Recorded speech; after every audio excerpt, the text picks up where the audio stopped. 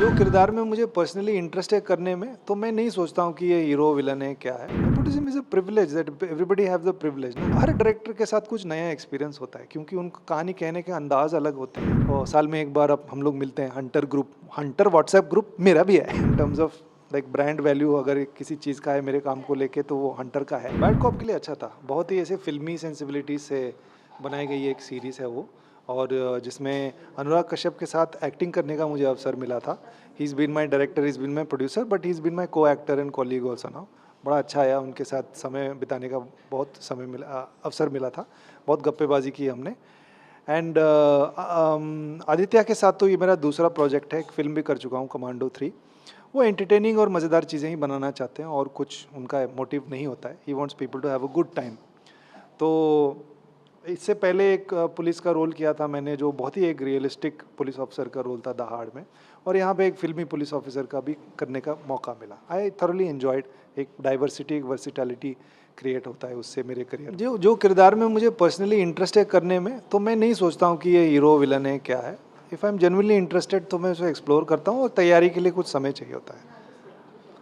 I select generally first, genuinely interesting लगना चाहिए मुझे रोल। और फिर मुझे लगना चाहिए कि प्रोजेक्ट मेरे करियर के लिए अच्छा होगा। क्रिटिसिज्म इज़ इम्पॉर्टेंट, आपको समझ में आता है कि हाँ ठीक है, audience criticism is also important, कि कई बार हमें पता नहीं होता है कि क्यों पसंद आ रहा है, क्यों नहीं पसंद आ रहा है। तो it's fine, it's part and parcel of the game. कुछ जितना ज़रूरी है उतना मैं पढ़ के लेता हूँ, जो ज़रूरी नहीं है मैं छोड़ देता हूँ। ये फालतू का क्रिटिसिज्म सब मैं छोड़ देता हूँ, मैं ध्यान ही नहीं देता उसके ऊपर। Nepotism is a privilege that everybody have the privilege ना। जैसे मेरा प्रिविलेज क्या था कि मैं प्राइवेट स्कूल में पढ़ा। मेरे माँ बाप का घर मेरे पैसे से नहीं चल रहा है अभी भी।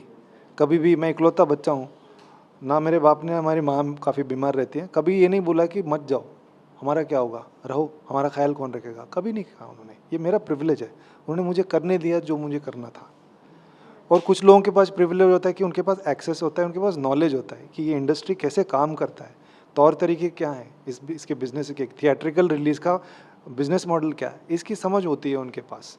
पीआर कैसे वर्क करता है, परसेप्शंस कितना इंपॉर्टेंट है, क्या है सिस्टम अवार्ड फंक्शंस का, ये सब का, हर चीज़ का, ये पहले से उनको पता होता है क्योंकि इसी माहौल में पले बड़े हैं। मेरे जैसे लोग आके सीखते हैं, हमको सीखना पड़ता है, ये नहीं है हमारे पास। ये और वो एक्सेसिबिलिटी, ये छोड़ के और कुछ नहीं है। बाकी आपको साबित करना पड़ेगा, बाकी आपको साबित करना पड़ेगा। आपको जितने भी, कभी कभी कुछ लोगों को लगता है कि ज़रूरत से ज़्यादा अपॉर्चुनिटीज़ दे रहे हैं, ये वो है, ये तो आप फजूल की बातें हैं। चाहे जितने भी अपॉर्चुनिटीज़ किसी को दे दें, अगर ऑडियंस को आप पसंद नहीं आ रहे हैं, आपकी फिल्में नहीं चल रही हैं, तो यू फील। ऐसे तो बहुत सारे लोग हैं जो प्रिविलेज्ड बैकग्राउंड से आते हैं, जो सक्सेसफुल नहीं हो पाए एज एक्टर्स या एज डायरेक्टर्स।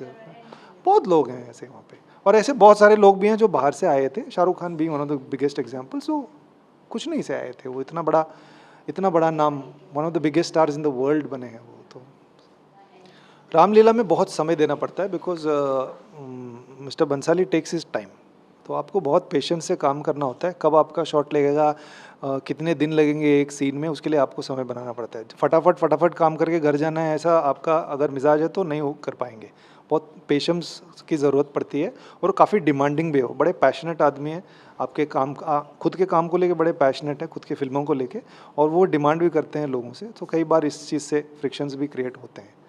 बट बहुत ही अच्छा एक्सपीरियंस था जो भी मैंने। और हर डायरेक्टर के साथ कुछ नया एक्सपीरियंस होता है क्योंकि उनका कहानी कहने के अंदाज अलग होते हैं। उस एक कहानी के बारे में, एक किरदार के बारे में, उनका लैंग्वेज, विजुअल लैंग्वेज डिफरेंट होता है, उनका grammar, film making grammar different होता है।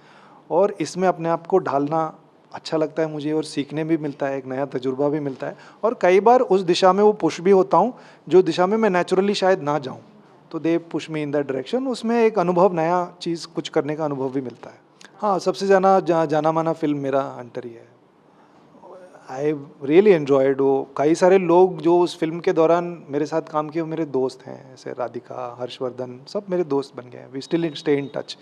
और साल में एक बार अब हम लोग मिलते हैं, Hunter group, Hunter WhatsApp group मेरा भी है तो हम लोग साल में एक बार मिलते हैं। तो 2015 में, तो अगला साल वो 10वां सालगिरह होगा। So we want to go back to Pune, because Pune में शूट हुई थी वो।